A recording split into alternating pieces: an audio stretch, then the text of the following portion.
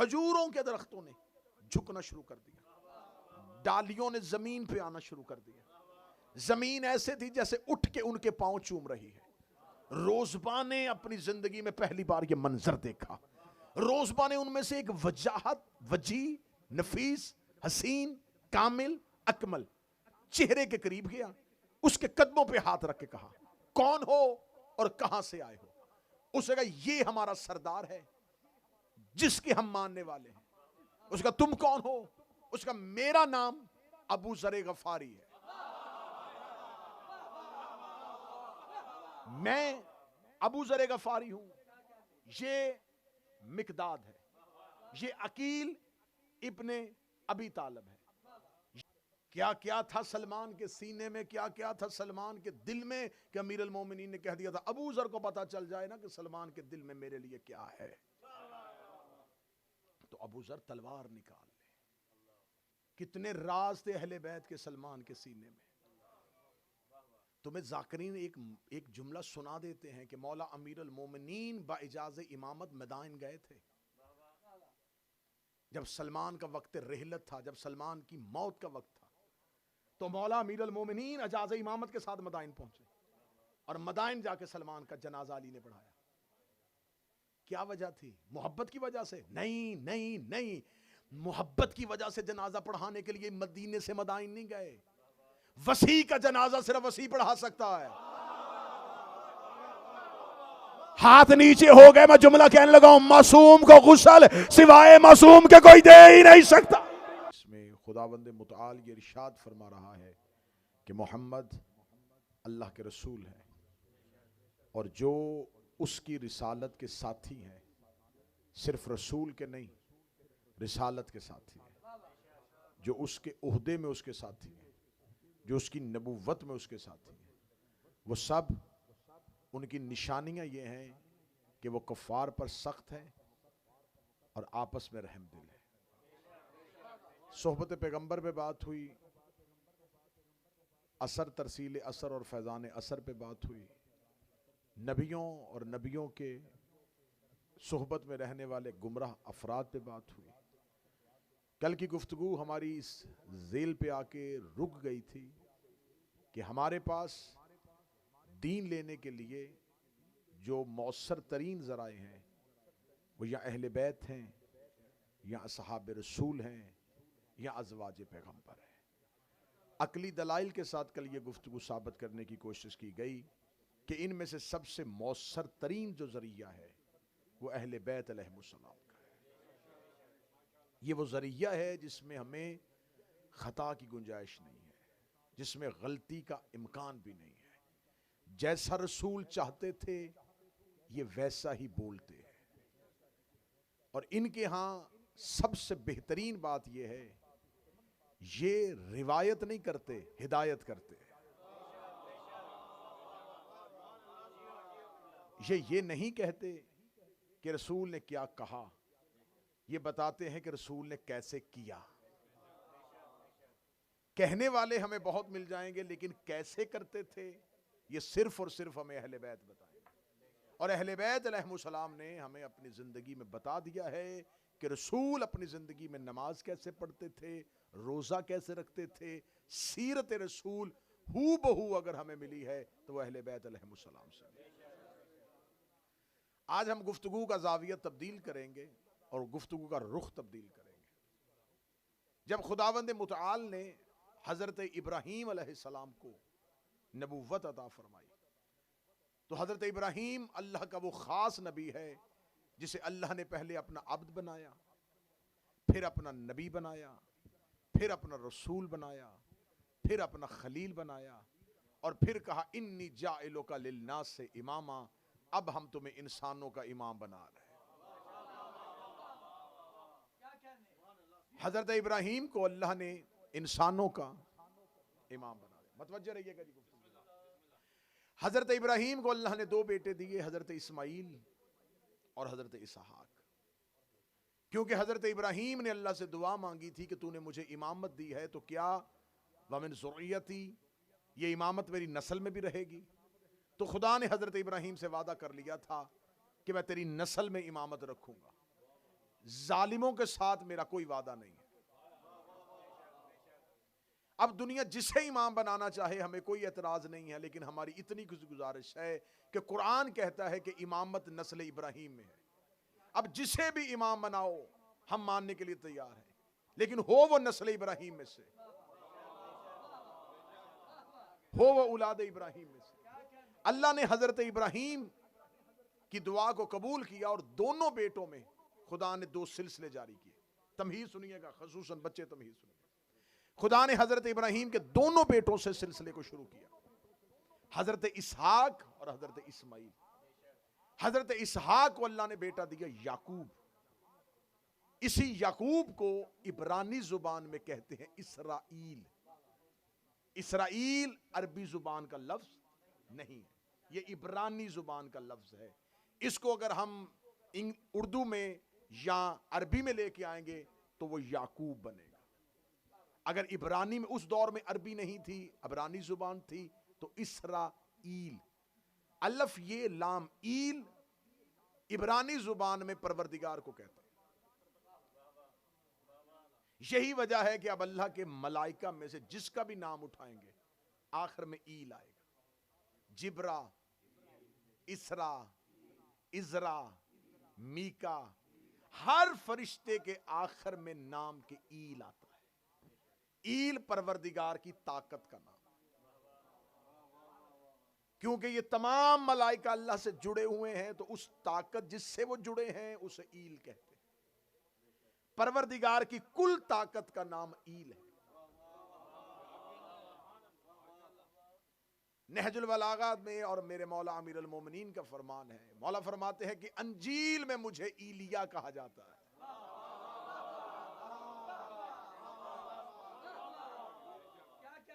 اب گفتگو کیونکہ مجھے ایلیا پہ نہیں کرنی، ایلیا پہ نہیں کرنی، بات ہو رہی ہے حضرت اسحاق کا ایک بیٹا، نام کیا تھا جی ان کا؟ عبرانی زبان میں کیا کہتے ہیں؟ اسرائیل۔ حضرت یعقوب کو اللہ نے بیٹا دیا، نام اس کا یوسف۔ نبیوں کا سلسلہ جناب یعقوب جن کا نام اسرائیل تھا اس کے بعد شروع ہوا، تو اس پورے نبیوں کے سلسلے کو کہتے ہیں بنی اسرائیل، یعنی کہ یعقوب کی نسل میں جتنے بھی نبی آئے ان تمام کو بنی اسرائیل کہا جاتا ہے۔ قرآن میں پوری کی پوری سورت بنی اسرائیل کے لیے متعلق۔ اب بنی اسرائیل میں کتنے نبی آئے؟ ہزاروں کی تعداد میں۔ اب میں نے کہا تھا کہ ابراہیم کے 2 بیٹے تھے، اسحاق سے تو بنی اسرائیل چلے، حضرت اسماعیل سے پھر اب کوئی نبی نہیں۔ اسماعیل سے، نسل اسماعیل سے ایک ہی نبی آیا مکہ میں جو ہمارا رسول ہے۔ ادھر نسل اسحاق میں سے جو نبوت چلی تھی وہ عیسیٰ پہ آ کر رک گئی۔ آخری نبی بنی اسرائیل میں کون تھے؟ حضرت عیسیٰ۔ حضرت عیسیٰ اور ہمارے نبی کے درمیان 600 سال کا فاصلہ ہے۔ بات سمجھ میں آ رہی ہے کہ نہیں سمجھ میں آ رہی ہے؟ حضرت عیسیٰ بنی اسرائیل کا آخری نبی، رسول اللہ بنی اسماعیل میں سے آخری نبی۔ اب حضرت عیسیٰ اور ہمارے نبی کے درمیان 600 سال کا فاصلہ ہے۔ اب یہاں سوال پیدا ہوتا ہے کہ ان 600 سالوں میں اگر کوئی نبی نہیں آیا تو ان 600 سالوں میں جو لوگ مرتے رہے وہ کہاں جائیں گے؟ ان 600 سالوں کے اندر اگر وہ لوگ بغیر ہدایت کے رہے تو قصور ان کا نہیں، قصور اللہ کا ہوگا کہ اس نے ان کے لیے ہدایت کا بندوبست کیوں نہیں کیا۔ یہ تصور غیر شیعہ کا ہے، شیعہ کا نہیں۔ ہمارا مکتب قرآن کا مکتب ہے، ہمارا مذہب قرآن کا مذہب ہے۔ قرآن یہ کہتا ہے کہ خدا نے ہر قوم کے لیے ایک ہادی بھی رکھا تھا، ایک نذیر بھی رکھا تھا، ایک رسول بھی رکھا تھا۔ ہر قوم میں ایک ہادی بھی تھا، ایک نذیر بھی تھا، ایک رسول بھی تھا۔ تقریر بڑی اچھی ہونے والی ہے، بالکل آپ نے منبر پہ متوجہ رہنا ہے اور گفتگو کا رخ تبدیل نہیں ہوگا۔ اب یہاں پر 600 سال میں آتے رہے، ہر قوم کا ہادی بھی آتا رہا، نذیر بھی آتا رہا، نبی بھی آتے رہے۔ حضرت عیسیٰ اور نبی کے درمیان 600 سال کا جو گیپ ہے، اس میں جو نبی آتے رہے وہ کیا کہتے تھے کیونکہ آخری نبی عیسیٰ آسمان پہ جاتا ہوا جو زمین پہ آخری خبر چھوڑ کے گیا تھا وہ یہ تھا، مبشر رسولا یاتی من بعد اسمہ احمد، میں تمہیں خوشخبری دے کے جا رہا ہوں کہ اب میرے بعد ایک نبی آئے گا جس کا نام احمد ہوگا۔ اب حضرت عیسیٰ کے بعد جتنے نذیر آتے رہے وہ لوگوں کو ڈراتے رہے کہ اللہ سے ڈرو کیونکہ کوئی آنے والا ہے۔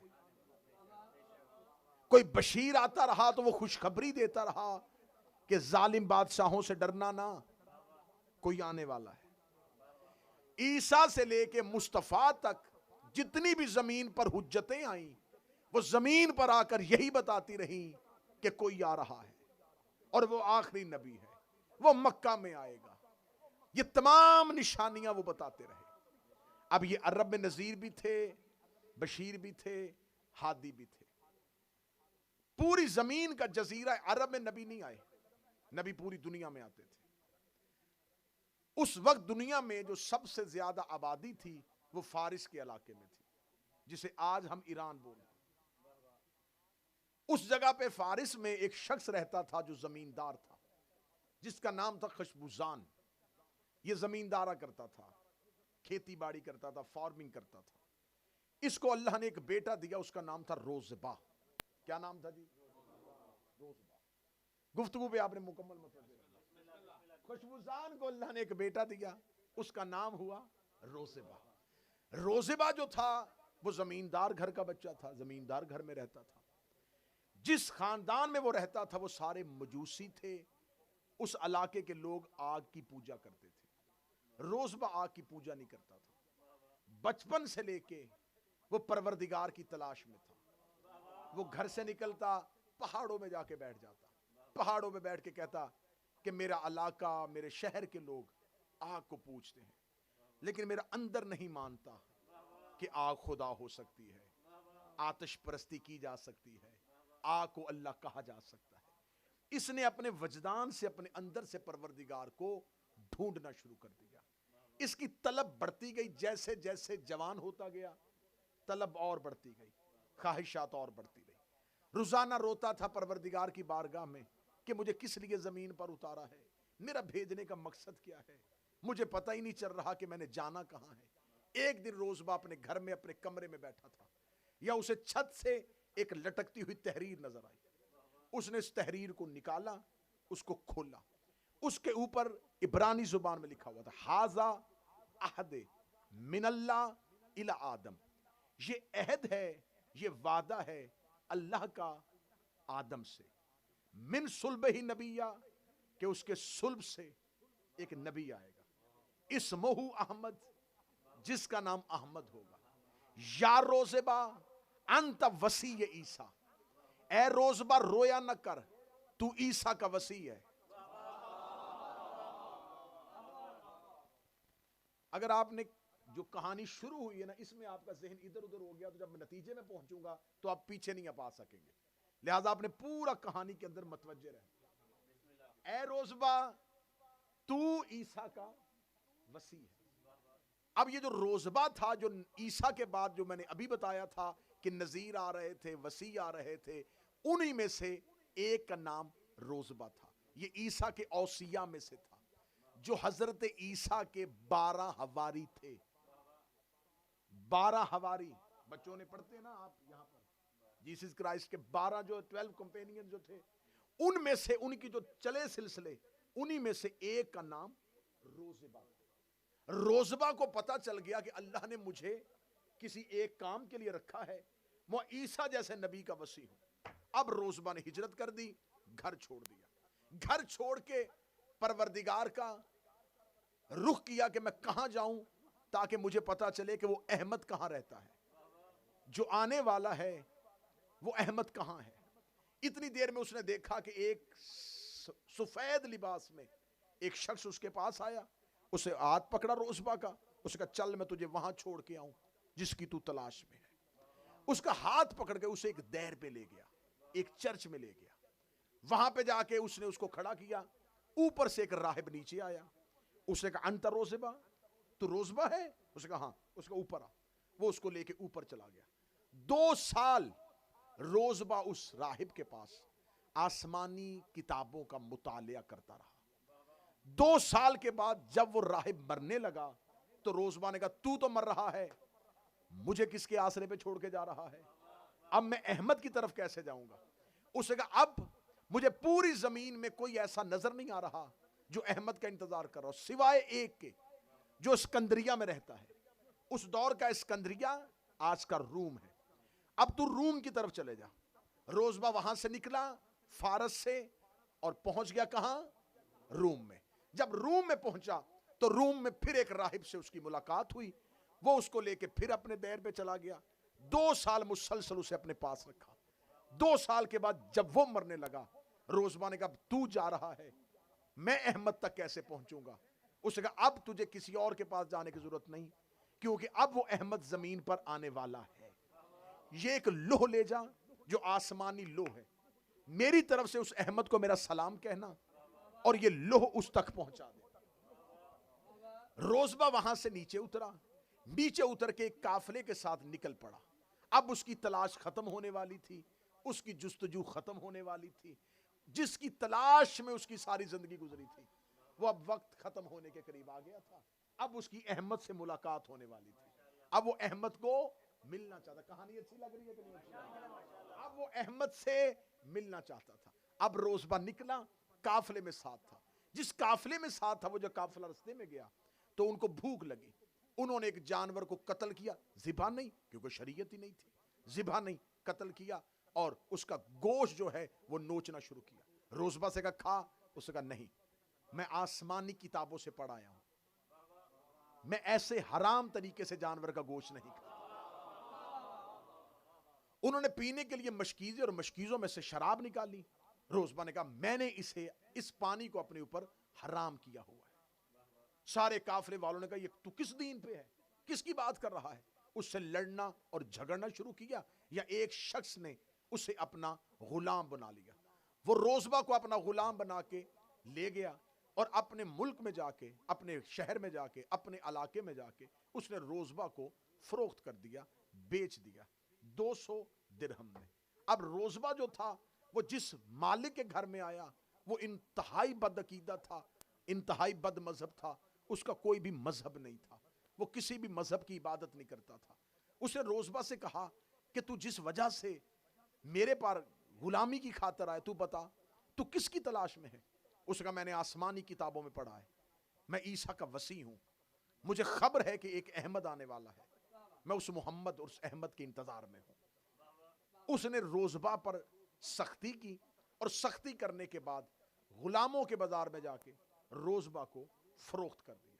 ایک یہودی عورت جس کا نام تاریخ نے سلیمیہ لکھا ہے, اس نے روزبہ کو خرید لیا, خرید کے لے گئی. خریدنے کے بعد اس نے اس کو اپنے کھجوروں کے باغات میں سے ایک باغ کی نگرانی پر مامور کر دیا کہ تیرے ذمہ کوئی کام نہیں ہے, تو صرف اس کھجوروں کے باغ میں رہ. روزبہ دن رات بڑی محنت کرتا تھا. یہودی عورت بڑی نرم اور رحم دل تھی, اس کو روزبہ پہ بڑا ترس آتا تھا. یہ اپنا کام بڑی محنت سے کرتا ہے, یہ کوئی بددیانتی بھی نہیں کرتا.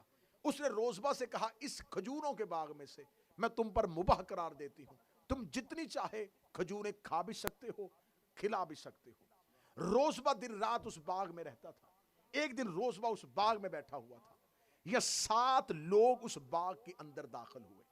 جیسے ہی وہ 7 لوگ باغ کے اندر داخل ہوئے, ان میں سے ایک ایسا تھا جس کے سر پہ بادل نے سایہ کیا ہوا تھا,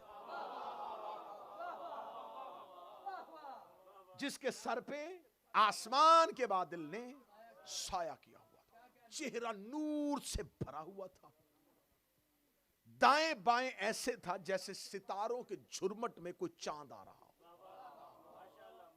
جیسے ہی وہ 7 لوگ اس باغ کے اندر داخل ہوئے, کھجور کا وہ درخت جو بالکل سیدھا کھڑا ہوتا ہے, کھجور میں جھکاؤ نہیں ہوتا, کھجوروں کے درختوں نے جھکنا شروع کر دیا, ڈالیوں نے زمین پہ آنا شروع کر دیا. زمین ایسے تھی جیسے اٹھ کے ان کے پاؤں چوم رہی ہے. روزبہ نے اپنی زندگی میں پہلی بار یہ منظر دیکھا. روزبہ نے ان میں سے ایک وجاہت, وجیح, نفیس, حسین, کامل, اکمل چہرے کے قریب گیا, اس کے قدموں پہ ہاتھ رکھ کے کہا کون ہو اور کہاں سے آئے ہو. اس نے کہا یہ ہمارا سردار ہے جس کے ہم ماننے والے ہیں. اس کا تم کون ہو؟ اس کا میرا نام ابو ذر غفاری ہے. میں ابو ذر غفاری ہوں. یہ مقداد ہے، یہ عقیل ابن ابی طالب ہے، یہ حمزہ ہے، یہ زید ابن حارثہ ہے. 6 لوگوں کا تعارف ہونے کے بعد روزبہ نے کہا وہ کون ہے؟ فرمایا ھذا محمد.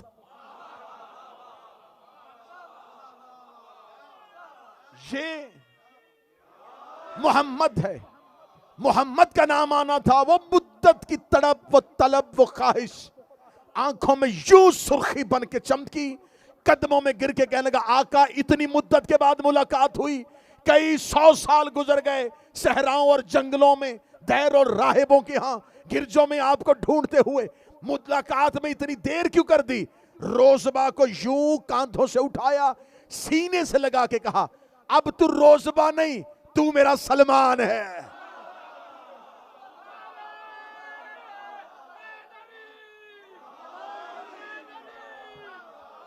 اب تو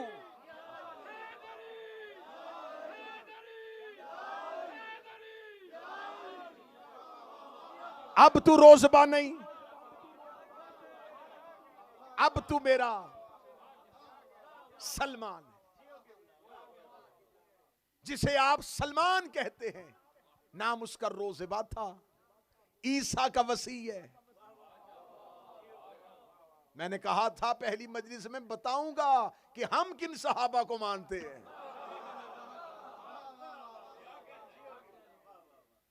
نام تیرا سلمان، آج سے ہم تمہیں سلمان کہتے ہیں. سلمان جسے محمد نے قبول کر لیا. جناب سلمان سے ایک دفعہ مدینے میں ایک بندے نے پوچھا تھا کہ سلمان آج تک تو نے یہ نہیں بتایا کہ تیرے باپ کا نام کیا تھا.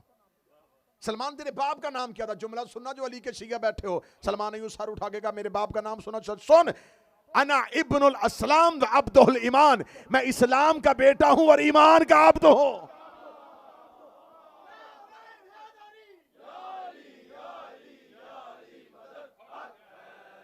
میں اسلام کا بیٹا ہوں. رسول نے سلمان کو ساتھ لیا. ساتھ لے کے رسول اب مدینے کی طرف چلے. سلمان نے رستے میں جا کے رسول اللہ سے پوچھا یا رسول اللہ کیا میں وہ مہر نبوت دیکھ سکتا ہوں جو میں نے آسمانی کتابوں میں پڑھی؟ اتنا کہنا تھا کہ نبی مسکرائے. رسول نے مسکرا کے سلمان کو اپنی مہر نبوت دکھائی. سلمان نے کاندھا مصطفیٰ پہ زیارت کی. اس شانے پہ لکھا تھا لا الہ الا اللہ، اس شانے پہ لکھا تھا محمد رسول اللہ. سلمان نے مہر نبوت کی زیارت کرنی تھی. کتاب کیا تھی؟ سلمان نے زیارت کرنے کے فوراً بعد کہا مولا میں اسی مہر نبوت کے انتظار میں تھا، اسی کی زیارت میں تھا جو عیسیٰ کے اوصیاء کے پاس، عیسیٰ کے وصیوں کے پاس آسمانی کتابوں میں جس لوح کا ذکر تھا. اب مجھے بتائیں اس لوح کو پڑھ لینے کے بعد کیا میرا ایمان مکمل ہو گیا ہے؟ کیا اس کے بعد میں کامل ہو گیا ہوں؟ کیا اس کے بعد بھی مجھے کسی نصیحت کی ضرورت ہے؟ فرمایا اے روزبہ، اے میرا سلمان، اے میرا سلمان محمدی، اب تو نے زیارت کر لی ہے تو اب تیرا ایمان مکمل ہوا، کیونکہ یہ ہے لا الہ الا اللہ، یہ ہے محمد رسول اللہ. یہ کہنے کے بعد رسول نے سلمان کا ہاتھ پکڑا، علی کے قدموں میں بٹھا کے کہا آج سے میں نے تمہیں علی کی نوکری میں دے دیا، کیونکہ یہ ہے علی ولی اللہ.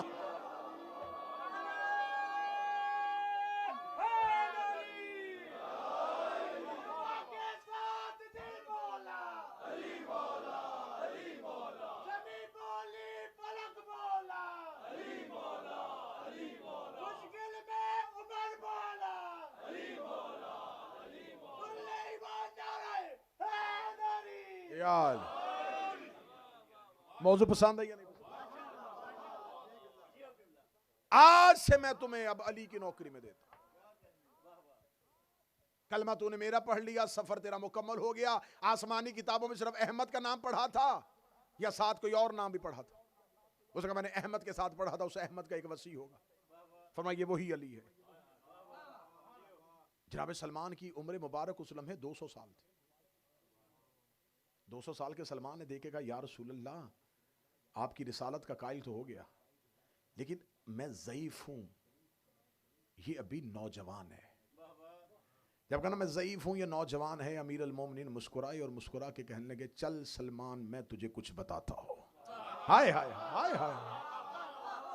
سلمان تو یاد ہے کہ جب تم نے اپنی تلاش شروع کی تھی، جب تم نے اپنا سفر شروع کیا تھا تو اپنے گھر سے نکلتا تھا تو روز صحراؤں میں جاتا تھا، پہاڑوں میں جاتا تھا، پروردگار کی یاد کرتا تھا، پروردگار کی تلاش کرتا تھا. ایک دن تو اپنے گھر کے قریب ایک تالاب میں غسل کر رہا تھا، یا باہر سے جنگل کے بھیڑیوں نے آ کے دریا کے کنارے پہ آ کے تیرا رستہ روک لیا اور تو اندر بیٹھا پریشان تھا، اور پریشان ہو کے سوچ رہا تھا کہ شاید تیری زندگی کا آخری لمحہ آ گیا ہے. تو انہی لمحات کو سوچ رہا تھا کہ شاید پروردگار نے جو مجھ سے کام لینا تھا وہ کام ادھورا رہ گیا، جنگلی درندوں نے، جنگلی بھیڑیوں نے مجھے گھیر لیا ہے. تو نے اسے پانی کے اندر سے پکارا تھا، اے محمد مصطفیٰ کے وسیع اگر تو ہے تو میری مدد کر. یا آسمان سے کہ بجلی چمکی سے ایک گھوڑا توار تیرے قریب آیا تھا، اس نے جنگلی درندوں کو چیرتے ہوئے، جنگلی درندوں کو مارتے ہوئے تجھے پانی سے باہر نکالا. تو پانی سے باہر آیا تھا، تو فوراً جنگل میں دوڑ کے گیا تھا اور تو نے وہاں سے کچھ پھول چننے شروع کیے تھے. پھول چننے کے بعد تو نے کہا تھا کاش میرے پاس کچھ ایسا ہوتا، میں آپ کو ہدیہ کرتا، آپ کو نظر کرتا، یہ میری جانب سے یہ حقیر سا تحفہ لے جائیے. تو نے وہ گلدستہ، تو نے وہ پھول، تو نے وہ پھول، تو نے وہ گلدستہ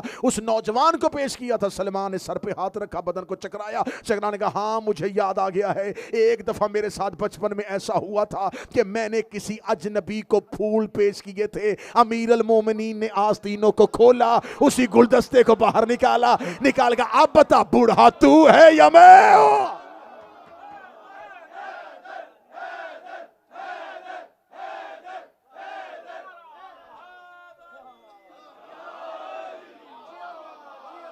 سلمان کو لینے کے لیے خود رسول گئے. کیا آپ اس بات کو معمولی سمجھتے ہیں؟ یہ وہ رسول ہے جو قرآن لینے نہیں جاتا. نانا سر اٹھانا، یہ 13 رجب کے بعد 16 رجب کو یہ علی لینے گیا تھا، یا معراج میں زہرا کو لینے گیا تھا، یا یہودی کے باغ میں سلمان کو لینے گیا.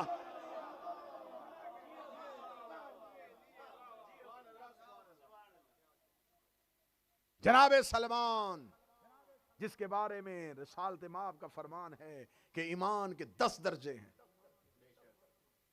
رسول نے فرمایا ایمان کے 10 درجے ہیں. ایک جگہ پہ روک دے میرا بیٹا. ایمان کے 10 درجے ہیں. درجے سمجھ رہے ہیں حسین؟ سٹیپ 10 درجے ہیں. مولا فرماتے صرف رسول کہتے صرف ایمان کے 10 درجے، اور 10ویں درجے پہ سلمان ہے. ابو ذر 9ویں درجے پہ، مقداد 8ویں درجے پہ. یہ حدیث اہل سنت کی کتابوں میں بھی ہے. رسول فرماتے ایمان کے 10 درجے ہیں اور سلمان 10ویں درجے پہ. جب رسول نے کہہ دیا نا کہ ایمان کے 10 درجے ہیں تو اب 10 ہی ہیں، 11 ہو ہی نہیں سکتے. جب رسول نے کہہ دیا 10 ہیں تو جس نے کہا ہے نا کہ اللہ ایک ہے، اس نے کہا ہے کہ ایمان کے 10 درجے ہیں تو اب 10 ہی ہوں گے نا. تو 10ویں درجے پہ سلمان ہے. سوال ہے میرے سمجھ میں سے، علی کس درجے پہ ہے؟ 11واں درجہ ہی نہیں. اور اگر کہو علی بھی 10ویں درجے پہ ہے، پھر علی اور سلمان کا ایمان برابر ہو گیا. پھر آقا، مولا اور عبد اور غلام کا تصور کیسا؟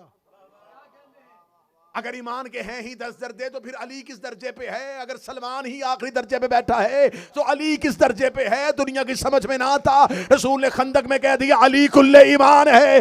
علی ایمان کے درجے کا نام نہیں، علی ایمان کا نام ہے. اب رسول نے کہا سلمان ایمان کے 10ویں درجے پہ ہے. خندق میں رسول نے کہا علی ایمان ہے، تو اب ماننا سلمان ایمان کے 10ویں درجے پہ نہیں، علی کے 10ویں درجے پہ ہے.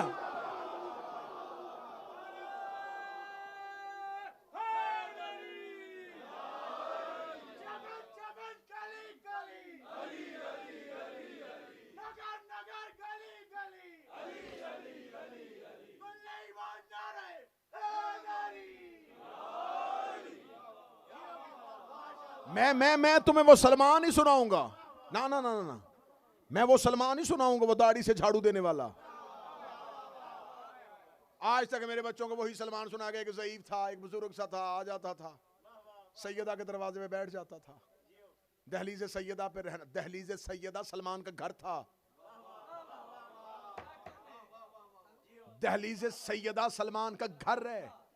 جاؤ، میں پوری ذمہ داری کے ساتھ کہوں گا کل چاہو گے آج چاہو گے میں کتاب دکھانے کے لیے تیار ہوں. جناب سلمان محمدی پہ لکھی ہوئی کتابوں میں سے میں یہ روایت نکال کے دکھانے کے تیار ہوں. مسجد سے حی علی الصلاۃ کی آواز آتی, لوگ مسجد کی جانب دوڑتے, سلمان زہرا کی دہلیز کی جانب دوڑتا. لوگ مسجد کی صفوں پہ چلے جاتے, سلمان دہلیز زہرا پہ آ جاتا, پہلے دہلیز زہرا پہ سجدہ کرتا, پھر اللہ کے گھر میں جا کے سجدہ کرتا, پہلے دہلیز زہرا پہ سجدہ کرتا, پھر اللہ کے گھر میں جا کے اللہ کو سجدہ کرتا. ایک دن ایک صحابی نے کہا یا رسول اللہ پوچھ کے سلمان سے یہ جماعت میں دیر سے کیوں آتا ہے؟ اس کے دیر سے آنے کی وجہ یہ ہے یہ گھر سے نکلتا پہلے ہے لیکن پہلے تیری بیٹی کے دروازے پہ جاتا ہے, پہلے کتنی دیر زہرا کی دہلیز پہ جھکا رہتا ہے, پھر مسجد میں آتا ہے. رسول نے صحابہ کی صفوں میں سلمان کو اٹھا گا, سلمان اللہ کے گھر میں آنے سے پہلے بطول کے دروازے پہ کیوں جاتا ہے؟ فرمایا انہیں سمجھانا چاہتا ہوں مسجد میں اللہ تب راضی ہوتا ہے جب گھر میں بطول راضی.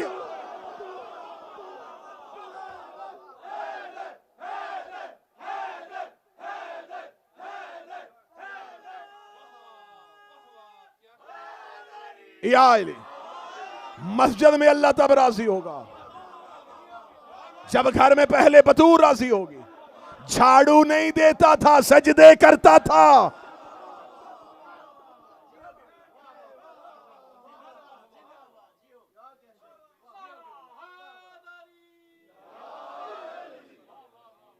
کسی کتاب میں جھاڑو کا لفظ نہیں, کیونکہ لفظ جھاڑو جب ذہن میں آئے گا تو صفائی ذہن میں آئے گی,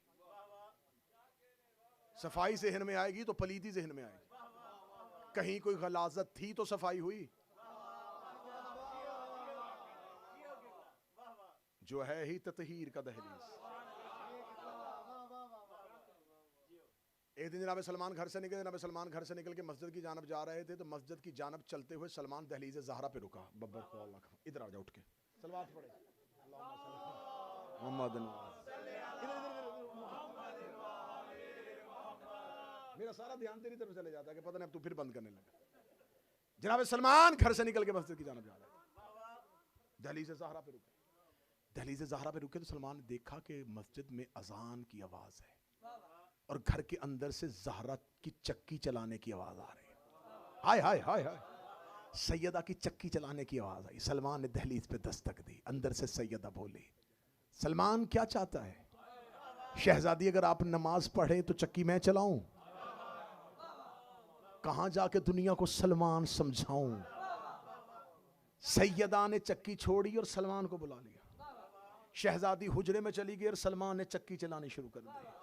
سلمان چکی چلاتا گیا, نماز ہو گئی,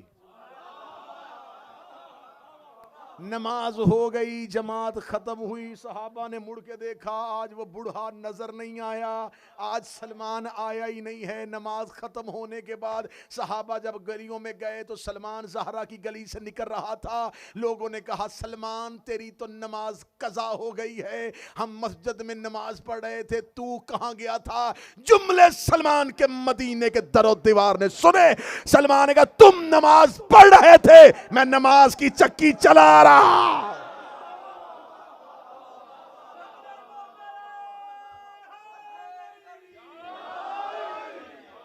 تم نماز پڑھ رہے تھے.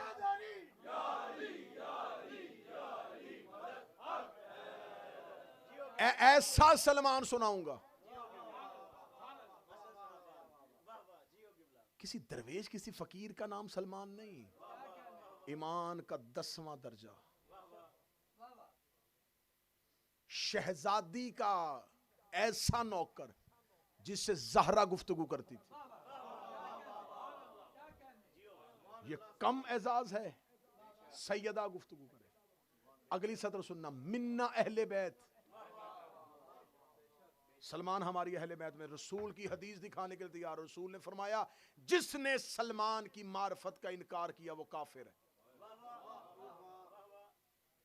وہ رسول جو یہ کہہ رہا ہے کہ جو ہماری اطاعت کا انکار کرے وہ کافر ہے. جیسے اہل بیت کی اطاعت واجب ہے ویسے سلمان کی معرفت بھی واجب ہے. کیا کیا تھا سلمان کے سینے میں, کیا کیا تھا سلمان کے دل میں کہ امیر المومنین نے کہہ دیا تھا ابو ذر کو پتا چل جائے نا کہ سلمان کے دل میں میرے لیے کیا ہے تو ابو ذر تلوار نکال لے. کتنے راز تھے اہل بیت کے سلمان کے سینے میں. تمہیں ذاکرین ایک جملہ سنا دیتے ہیں کہ مولا امیر المومنین با اجاز امامت مدائن گئے تھے جب سلمان کا وقت رحلت تھا، جب سلمان کی موت کا وقت تھا، تو مولا امیر المومنین اجاز امامت کے ساتھ مدائن پہنچے اور مدائن جا کے سلمان کا جنازہ علی نے پڑھایا۔ کیا وجہ تھی؟ محبت کی وجہ سے؟ نہیں نہیں نہیں، محبت کی وجہ سے جنازہ پڑھانے کے لیے مدینے سے مدائن نہیں گئے۔ وسیع کا جنازہ صرف وسیع پڑھا سکتا ہے۔ ہاتھ نیچے ہو گئے، میں جملہ کہنے لگا ہوں، معصوم کو غسل سوائے معصوم کے کوئی دے ہی نہیں سکتا۔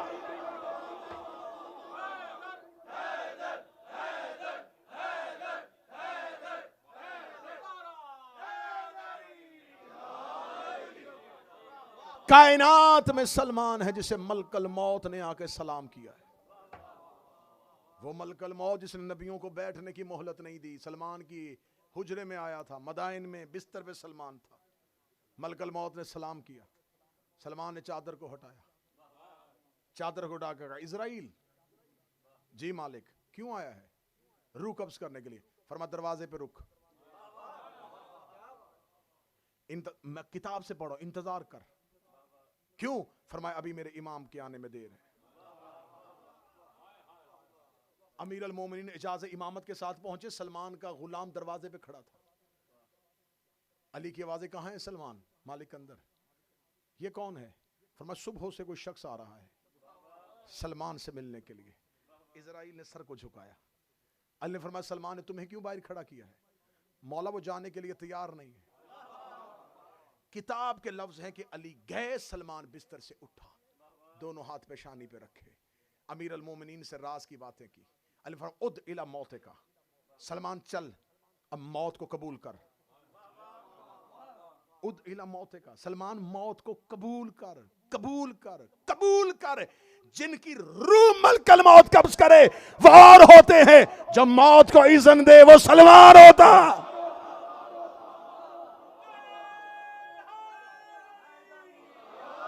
ملک الموت نے روح قبض نہیں کی، سلمان نے موت کو حکم دیا ہے۔ جو خود پہ موت کو طاری کرے، جو خود پہ موت کو طاری کرے اسے سلمان کی۔ چھٹے امام سے لے کے ایک روایت پڑھنے لگا ہوں، انہوں نے بتایا تھا جناب سلمان محمدی کے بارے میں بتاتے ہوئے انہوں نے کہا تھا سلمان ہمارے گھر کا ایسا نوکر تھا، ایسی اہل بیت کے ساتھ محبت تھی اس کے سینے میں۔ جب سلمان کی پہلی رات قبر میں آئی تو ملائکہ نے قبر میں آ کے پہلا سوال پوچھا من ربکا۔ یہ جواب صرف سلمان نے پوری کائنات میں دیا تھا اور آج تک صرف یہ خاصہ سلمان کے پاس ہے۔ فرشتوں نے آگے پوچھا من ربکا، تیرا رب کون ہے؟ کفن سے سلمان کی باتیں مجھ سے نہ پوچھو، اس سے پوچھو کہ اس کا بندہ کون ہے۔ مجھ سے سوال نہ کرو، پروردگار سے پوچھو کہ کیا وہ سلمان کا رب ہے۔ پروردگار سے سوال کرو کہ کیا سلمان اس کا عبد ہے، جس کی ملائکہ پر حکومت تھی،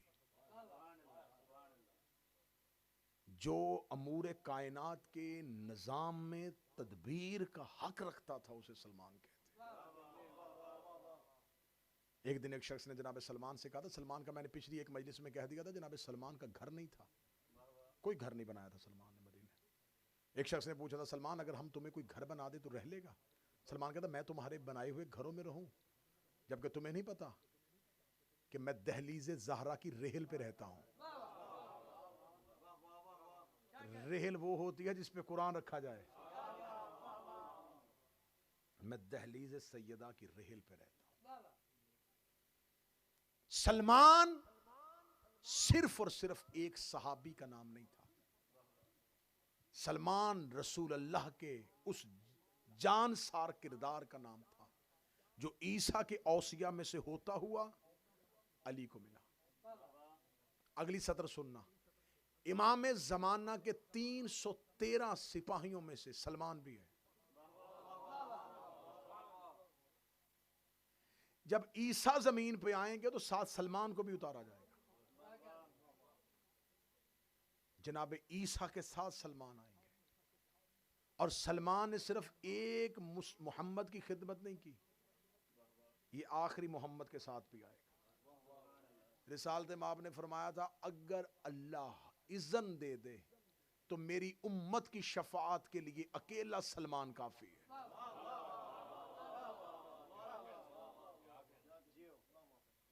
بخش ہونے کے لیے نہیں، بخشوانے کے لیے. سلمان صرف اور صرف یہ نہیں ہے کہ سلمان خود بخشا جائے گا.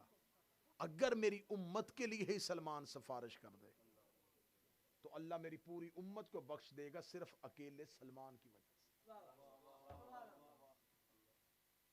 سلمان سے پوچھا گیا سلمان تیرا باپ؟ فرما میں اسلام کا بیٹا ہوں، انا عبدہ الایمان. جائیں اہل سنت کتابوں میں اس بات کی گواہ ہیں کہ جنگ خندق جو ہوئی تھی، یہ جنگ مشہور کیوں ہوئی تھی؟ خندق کی وجہ سے. نام ہی خندق ہے. خندق کسے کہتے ہیں؟ ایک گڑھا جو کھودا جائے. اس جنگ میں جو خندق کھودی گئی تھی یہ رسول نے کس کے مشورے سے کھودی تھی؟ سلمان نے. جناب سلمان نے مشورہ دیا تھا. آؤ قرآن کیا کہتا ہے. خدا قرآن میں کہتا ہے اے میرا محمد کسی گنہگار سے مشورہ نہ لیا کرو. آیت ہے قرآن. قرآن کہتا ہے میرا حبیب کسی گنہگار سے مشورہ نہ لیا کرو. اب میں لفظ کہہ دوں اگر عقیدہ بالکل مضبوط رہے، معصوم کو مشورہ صرف معصوم دیتا ہے.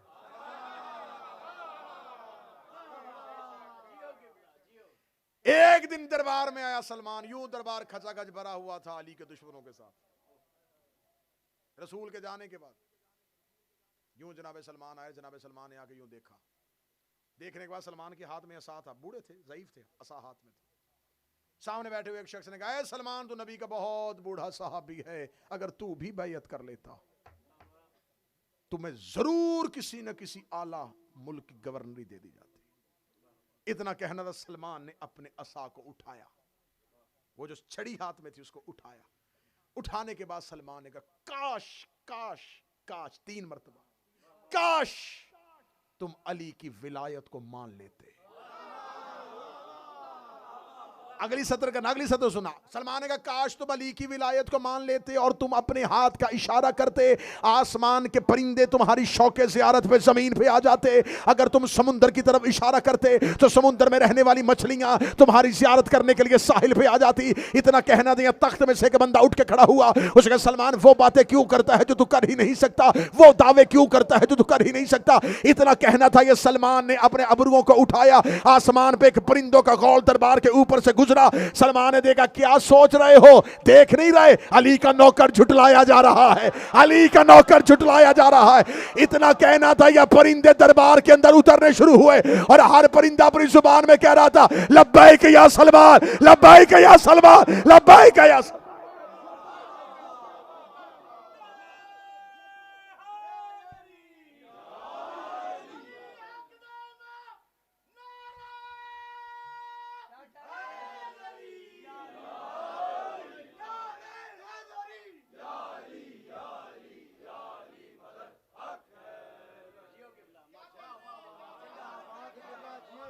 آسمان سے پرندے زمین پہ آئے. پرندے بولے. یہ معجزہ سلیمان ابن داؤد کا تھا. جو کام نبیوں میں سلیمان کرتا تھا وہ علی کے دروازے پہ سلمان کرتا. فرمایا اگر تم علی ولی اللہ کہنا آ جاتا تم پانی پہ چلنا شروع کر دیتے. ہائے ہائے ہائے. جب سلمان نے کہا اگر تمہیں علی کہنا آ جاتا تم پانی پہ چلنا شروع کر دیتے. ایک شخص نے حضرت سلمان سے پوچھا سلمان تو نبی کا پرانا صحابی ہے، بتا انسان کو زندگی میں کتنا بولنا چاہیے اور کتنا چپ رہنا چاہیے.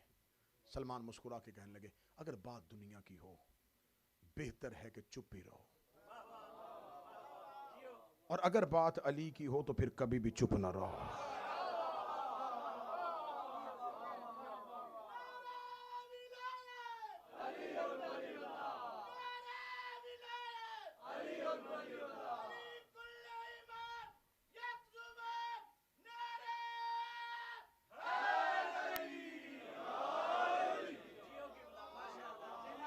شیراز کا رہنے والا، فارس کا رہنے والا، عیسیٰ کا وسیع، منا اہل بیت. منا اہل بیت ہونا کوئی معمولی بات ہے؟ حدیث قصہ میں نبی کی زوجہ نے کہا تھا کیا میں چادر کے نیچے آ جاؤں؟ فرمایا تو خیر ہے. اہل بیت نے زوجہ کو روکا گیا اور سلمان کے بارے میں خود کہا گیا منا اہل بیت. سلمان کے بارے میں جب امام سے پوچھا گیا تھا کہ مولا یہ سلمان جو ہے اس کے بارے میں رسول نے کہا تھا یہ ہماری اہل بیت میں سے ہے، سلمان اہل بیت میں سے کیسے؟ فرمایا جب اللہ نے علیین میں سے ہماری تینت کے ساتھ نبیوں کو خلق کیا تھا. معصوم کا فرمان پڑھ رہا ہوں میں. یہ باتیں اس لیے کر رہا ہوں شاید یہ باتیں ممبر ان سے آشنا نہ ہو اور یہ پہلی بار ہوں اور آپ کی سماعتوں سے ٹکرائیں. فرمایا منا اہل بیت اس لیے کہا کہ جب اللہ نے ہماری تینت سے، ہمارے نور سے انبیاء کو خلق کیا تھا، اس کے بعد بچی ہوئی جو تینت تھی اس کے ساتھ ہمارے شیعوں کو خلق کیا تھا. لیکن نبی اور شیعہ دونوں کی بچی ہوئی تینت سے سلمان خلق ہوا ہے. سلمان کی خلقت میں انبیاء والی تینت بھی ہے، شیعوں والی تینت بھی ہے، یہ نبیوں والی خلقت میں بھی ہے اور محبین والی خلقت میں بھی ہے. اس لیے اس کے بارے میں منا اہل بیت ہے. سلمان ہماری اہل بیت میں سے ہے. میں کہہ رہا ہوں جناب سلمان کی زندگی پہ پوری ایک کتاب آ گئی ہے، ایرانیوں نے لکھی ہے جناب سلمان کی زندگی پہ. فخر فارس ہے سلمان. پوری زندگی سلمان کی یوں ہٹا دی جائے ایک اعزاز ہی سلمان کا کافی ہے، یہ سیدہ کے جنازے میں شریک تھا. میں نے اس عشرہ محرم میں ان 7 لوگوں پہ بات کرنی ہے جو زہرا کے جنازے پہ شریک تھے. میں نے ان 7 صحابہ کی زندگی کا انتخاب کیا ہے جو سیدہ کے جنازے میں شریک تھے. کچھ تھا سلمان میں نے اتنے راز کھولے آپ کے سامنے. سلمان میں کوئی کمال تھا تو بطول نے کہا تھا یا علی میرے جنازے کا اعلان نہ کروانا. جو اعلان مدینے میں نہیں ہوا وہ خبر اگر سلمان کو ملی ہے تو زہرا کو سلمان سے کیا محبت تھی.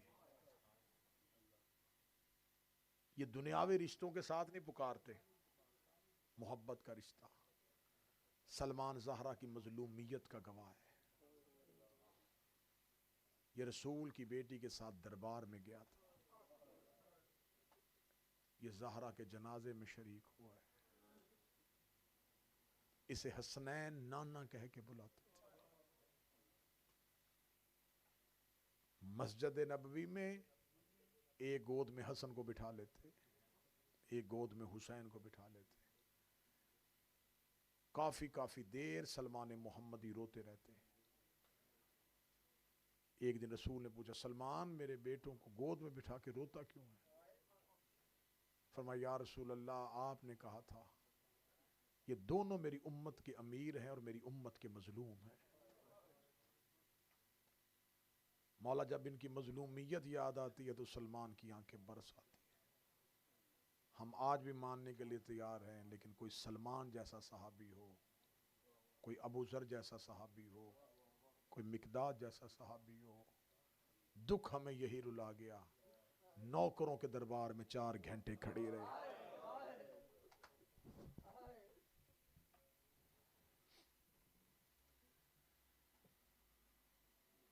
کل سے شہادتوں کا سلسلہ شروع رہے گا.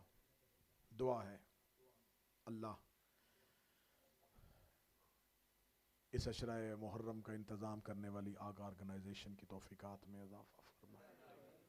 حسن بھائی کا بھانجا جو پچھلے دنوں مالک کی بارگاہ میں چلا گیا، مولا درجات میں اضافہ فرمائے. آگا آرگنائزیشن کی طرف سے آپ سے ایک اپیل بھی ہے، جیسے موسم میں شدت آ رہی ہے، یقیناً آپ مرد ہیں تو برداشت کر لیتے ہیں، لیکن ہماری مائیں بہنیں بیٹیاں جو پردے میں بیٹھی ہوتی ہیں ان کے ساتھ چھوٹے بچے بھی ہوتے ہیں، تو اسی سخت گرمی کی وجہ سے یہاں پر اے سی کا انتظام کرنا چاہتے ہیں، تو آپ میں سے کوئی ایک مومن، دو مومن جو اپنے مرحومین کے بلندی درجات کے لیے یا سیدہ کی خوشنودی کے لیے یہ انتظام کرنا چاہے تو وہ ضرور اظہر سبطین بھائی سے ملے، محمود گیلانی صاحب سے ملے، سیدہ آپ کی توفیقات میں اضافہ فرمائے۔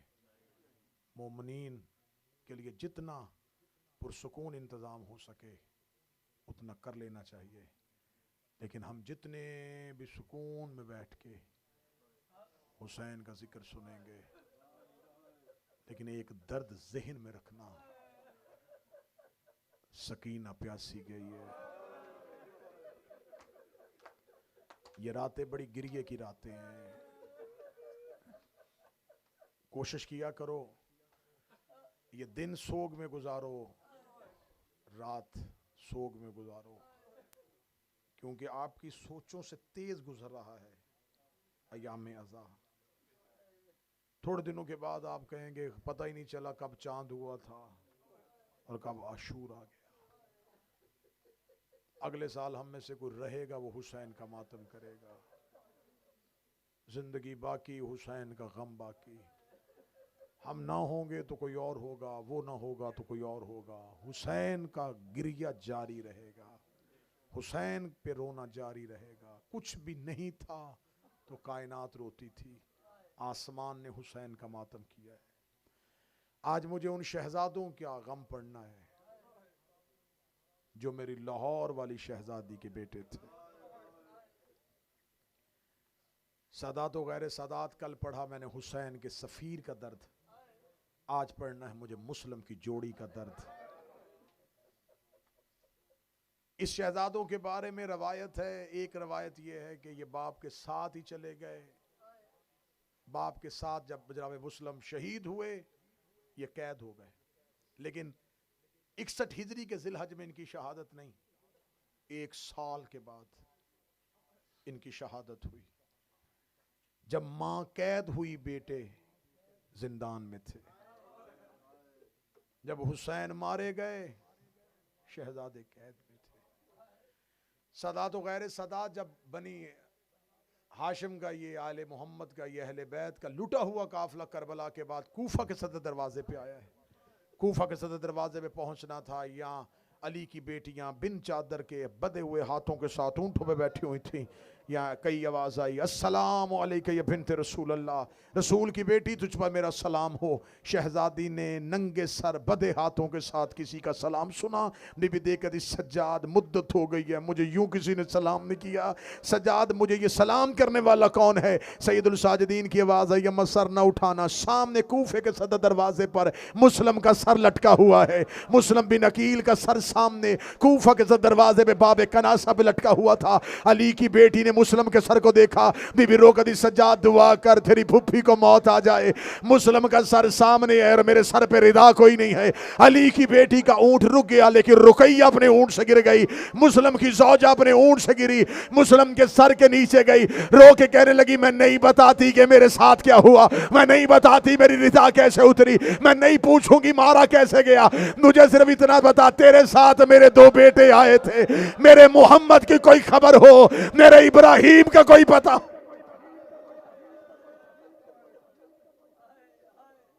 یہ حسین کا وہ سفیر ہے جس نے کربلا میں، اور یہ علی کی وہ بیٹی ہے جس نے کربلا میں صرف بیٹے نہیں دیے، مسلم کی ایک بیٹی شہید ہوئی ہے شام غریبہ۔ میں سادات سے معافی لے کے جملہ پڑھنے لگا ہوں، سیدو یہ مسلم کا حصہ ہے کربلا میں، یہ رقیہ کا حصہ ہے، یہ قربانی ہے کربلا میں، جہاں ہر ایک بی بی اپنے بیٹے قربان کر رہی تھی، رقیہ کی ایک بیٹی بھی قربان ہوئی۔ میں سادات سے معافی مانگ کے شہزادی کا ایک درد پڑھنے لگا ہوں، معافی مانگ کے درد پڑھنے لگا ہوں۔ بہار میں روایت نہ پڑھی ہوتی میں منبر پہ نہ پڑھتا، میں سمجھتا تھا یہ قول مشہور ہے، لیکن جب میں نے اس کی ریسرچ کی اور جب میں نے مقتل سے، جب میں نے کتابوں سے شہزادی کی شہادت پڑھی تو بابا تب پتا چلا کہ ابھی تو اس بی بی کا کوئی درد پڑھا ہی نہیں گیا۔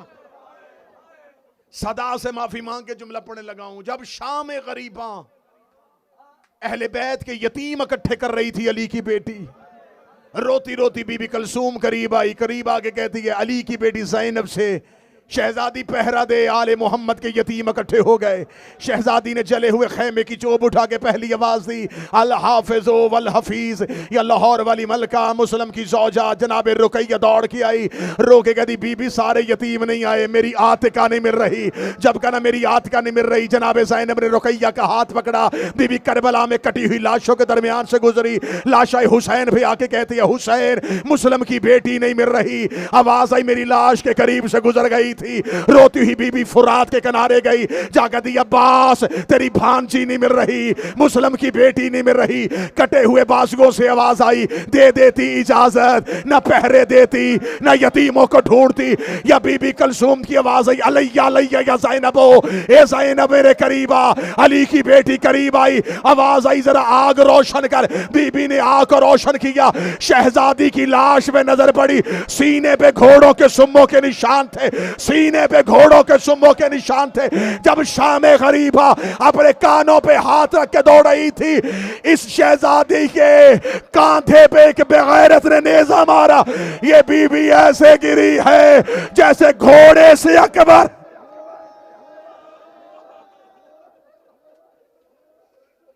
دو شانوں کے درمیان شہید ہوئی مسلم کی بیٹی، پہلی لاش ہے جو ماں نے دفنائی۔ نہ میں سمجھا سکوں تو تم ذہن بنا کے رو لینا، جیسے حسین نے اصغر دفنایا تھا رقیہ نے بیٹی دفنا دی۔ کربلا میں دو قبریں بنی تھیں، ایک حسین نے اصغر کی بنائی، ایک بی بی رقیہ نے عاتقہ کی بنائی۔ رو کے کہتی زینب میری مجبوری ہے، بیٹا ہوتا میں بغیر دفن کے چھوڑ جاتی، یہ میری بیٹی ہے میں بغیر دفن کے کیسے چھوڑ کے جاؤں۔ بس سادات و غیر سادات دونوں شہزادے، میں بڑی قریب سے شہادت شروع کروں، تفصیل نہ پڑھ سکوں گا، نہ برداشت کرو۔ رات کی تاریکی میں ایک دریا کے کنارے آ گئے، مومنہ عورت پانی بھرنے کے لیے آئی، اس نے پانی میں چاند کے دو ٹکڑے دیکھے۔ اس نے جب سر اٹھا کے دیکھا تو دریا کے کنارے جو درخت تھا اس پہ دونوں شہزادے ایک دوسرے کے گلے میں باہیں ڈال کے، نیچے سے آواز دے کے کہتی مسافر ہو، اوپر سے آواز دے کے کہتے یتیم ہے۔ وطن کہتے وطن بتاتے ہیں تو لوگ مارتے، کون ہو؟ آواز دے کے کہتے ہیں خاندان بتاتے ہیں تو قید کر لیتے۔ دیکھ کہتی نہ ڈرو، وطن بھی نہیں بتا رہے، خاندان بھی نہیں بتا رہے، سید تو نہیں ہو؟ بڑے شہزادے کی آواز آئی تو مدینے والے سیدوں کو جانتی ہے؟ کہتی ان سے محبت کرتی ہوں، میری مالکن بھی ان سے محبت کرتی ہے۔ دیکھتے مسلم کا نام سنا ہے، کہتی زندگی قربان کر دو، حسین کا سفیر، کاش میرا کوئی جوان ہوتا میں مسلم پہ قربان کر دیتی۔ پردیس میں ظلم کے ہاتھوں مارا گیا مسلم، زمین پہ اترے، ساتھ لے کے گئی، وہاں لے کے گئی جہاں مالکن تھی۔ مالکن دیکھ اللہ نے کرم کر دیا، زہرا کے جگر کے ٹکڑے، مسلم کے بیٹے تیرے گھر میں مہمان بنے۔ بڑی خوش ہوئی، شہزادوں کے لیے مسرت لگائی، مسرت لگا کے سامنے بیٹھ گئی، بیٹھ کے کہنے لگی دور بڑا خطرناک ہے، زمانہ دشمن ہے، اس طرح خدمت تو نہیں کر سکوں گی، لیکن ایک منت ہے، قیامت والے دن زہرا سے میری شکایت نہ کرنا۔ شہزادوں کی آواز آئی ہم تیری جنت کے ضامن ہیں۔ بی بی نے بستر لگائے، بستر پہ بالائے خانہ پہ جا کے دونوں شہزادوں کو لٹا دیا۔ رات کی تاریکی میں ملاؤن شوہر تھا، ابن زیاد کا سپاہی تھا، تلوار لا کے دیوار پہ رکھی، کہتا پورا دن کہتا رہا ہوں مسلم کی جوڑی نہیں مل رہی، مسلم کے بچے زندان سے چلے گئے ہیں، ان کے سروں پر انعام رکھا ہوا ہے، انعام کا نام آنا تھا۔ زوجہ سامنے آئی، کہنے لگی شرم کر، کس انعام کی خاطر محمد کا گھر اجاڑ رہا ہے، کس درہم و دینار کی خاطر نبی کی بیٹی کے سر کے بال کھلوا رہا ہے؟ قیامت والے دن زہرا کو جواب کیا دے گا؟ کہنے لگا قیامت دیر میں ہے، ابن زیاد کا انعام پہلے پڑا ہے۔ زوجہ نے لعنت کی، یہ ملعون اپنے بستر پہ لیٹ گیا۔ آدھی رات کو چھوٹے کی چیخ کی آواز آئی، اماں میں گھبرا گیا ہوں، اماں میں گھبرا گیا ہوں۔ چھوٹے کی آواز سنی، بڑے نے منہ پہ ہاتھ رکھا، سینے پہ لٹایا، لٹا کے لگا نہ رو، زمانہ بڑا دشمن ہے۔ حارث ملعون اٹھا، اٹھ کے کہنے لگا میرے گھر میں کسی بچے کے رونے کی آواز آ رہی ہے۔ زوجہ دیکھ دی ضرور ہمسایوں کے گھر سے آ رہی ہوگی۔ یہ کمینہ دیکھتا ہمسایوں کے گھر سے نہیں آ رہی۔ کہنے لگی تیرے پاس کیا دلیل ہے؟ کہتا ہمسائے کے گھر سے کوئی بچہ رو رہا ہوتا تو اب تک ماں چپ کروا دیتی، جو ابھی تک رو رہا ہے اس کا چپ کروانے والا کوئی نہیں ہے۔ یہ ملعون سیڑھیاں چڑھ کے اوپر آیا، اس نے اپنے کمرے کا تالا توڑا۔ جب یہ کمرے کے اندر گیا اتنا اندھیرا تھا اس کو بچے نظر نہ آئے۔ کتابیں کہتی اس نے ہاتھ مارنے شروع کیے، تھوڑی دیر کے بعد اس کے دونوں ہاتھ مصروف ہو گئے، ایک ہاتھ میں بڑے کی زلفیں آ گئی، ایک ہاتھ میں چھوٹے کی زلفیں آ گئی۔ اس نے شہزادوں کو ایسے اٹھایا، بچوں کے بال اس کے سر پہ ہاتھوں پہ تھے، بچوں کے پاؤں زمین پہ نہ تھے۔ میں غلط نہ پڑھوں، زہرا کا مجرم نہ بن جاؤ۔ یہ اپنی چھت پہ آیا، یہ خود سیڑھیوں سے آیا، بچے سیڑھیوں سے نہیں آئے۔ اس نے اپنے ہاتھ کھول دیے، چھوٹے کی آواز آئی، بھائی محمد میری پیشانی پھٹ گئی۔ شہزادے ایسے زمین پہ آئے جیسے گھوڑے سے عباس گرے تھے۔ زوجہ سامنے آئی، اس نے قتل کیا، بیٹا سامنے آیا، اس نے قتل کیا، دونوں کو لے کے گھوڑے پہ بیٹھا۔ ڈر کے میں نے جملہ کہا دونوں کو لے کے گھوڑے پہ بیٹھا، ورنہ کتابیں کہتی یہ بیٹھا، شہزادے نہیں بیٹھے۔ جو دیکھے گا وہ رو لے گا، اشارہ کر کے گزر جاؤں گا۔ خود گھوڑے پہ تھا، ہاتھوں میں مسلم کی جوڑی تھی۔ جس نے نہیں ہائے کہی وہ زہرا سے معافی مانگے۔ مسلم کی جوڑی ہے، رقیہ کے بیٹوں کا پہلا قتل ہے، کربلا کی کہانی کا آغاز ہے۔ یہ لاہور والی وہ ملکہ ہے جو اجڑی بھی سب سے پہلے ہے، غریب بھی سب سے پہلے ہوئی۔ دونوں ہاتھوں کے ساتھ شہزادے دریا کے کنارے پہنچا، دریا کے کنارے پہنچ کے اس نے ریت پہ رقیہ کے موتی پھینکے۔ راتوں کے جاگے ہوئے، زندان کے ڈرے ہوئے، تماچوں سے سہمے ہوئے، مسلم کی جوڑی دریا کے کنارے میں تھی۔ اس ملعون نے گھوڑے سے اتر کے تلوار تیز کرنی شروع کی۔ میں معافی مانگ کے منظر پڑھنے لگا، جب تلوار تیز کر رہا تھا نا، چھوٹا سامنے آ کے کھڑا ہو گیا۔ کہنے لگا صرف اتنا بتا ہمیں قتل کر کے چاہتا کیا ہے؟ کہتا انعام کا لالچ۔ انعام کے لالچ کا نام آنا، زمین پہ بیٹھ کے کہنے لگا میں زہرا ضامن دیتا ہوں، میرے ساتھ مدینے چل، مجھے عبداللہ ابن جعفر طیار کے پاس لے جا، میں اسے جا کے بتاؤں گا میں رقیہ کا بیٹا ہوں، تجھے شام کی پوری جگیر لکھ کے دے دے گا، میں عباس کا بھانجا ہوں، میں تیری جنت کا ضامن ہوں، ہمارے قتل سے اپنے ہاتھ کے خون سے رنگین نہ کر، جنت برباد نہ کر، تو دنیا کی جو چیز مانگتا ہے میں تجھے لے کے دے دوں گا۔ اتنا کہنا تھا، یہ ملعون اٹھا، چھوٹے شہزادے کے چہرے پہ تماچا مارا، مار کے کہنے لگا دنیا دینی ہوتی تیرا بابا کوفے میں قتل نہ ہوتا، دنیا دینی ہوتی تیرا باپ کوفے کی گلیوں میں قتل نہ ہوتا۔ اس چھوٹے شہزادے کے سامنے دیکھا تھا، آج مجھے کہہ رہا میں تجھے مدینے جا کے جگیر دے دوں۔ اس لمحے عبداللہ ابن جعفر طیار کہاں تھا جب کوفے کی گلیوں میں تیری باپ کی لاش گھسیٹی جا رہی تھی؟ بڑے نے چھوٹے کے منہ پہ ہاتھ رکھا، رہا کہتا نہ منتیں کر، نہ اس سے باپ کی غربت سن، ایک لمحے کے لیے آگے کھڑے ہو گئے، ہمیں 2 رکعت نماز پڑھنے دے۔ شہزادوں نے اللہ اکبر کہا، اس نے پہلا چکر کاٹا، شہزادے رکوع میں گئے، اس نے دوسرا چکر کاٹا، شہزادوں نے سجدے سے سر اٹھایا، اس ملعون نے ایک ہاتھ میں دونوں کی زلفیں پکڑی، اس نے وار کرنا چاہا، بڑے شہزادے کی آواز آئی پہلے مجھے قتل کر دے، یہ میری اولاد ہے۔ چھوٹا سامنے آگے ہاتھ جوڑے، روک دے، پہلے مجھے مار، یہ میرا باپ ہے۔ اس نے دونوں کی حسرت اکٹھی پوری کرتا ہو۔ اس نے ایک ہی وار کے ساتھ دونوں کے سر تن سے جدا کیے، اس نے لاشیں دریا میں پھینکے، اس نے لاشوں کو تیر مارنے شروع کیے۔ ایک کالے برقعے والی بی بی دریا کے کنارے میں دوڑ رہی تھی، رو رو کے کہہ رہی تھی او کوئی میرے مسلم کے بیٹے نکالو، او کوئی میری جوڑی بچا لو، او کوئی میرے رقیہ کے یتیم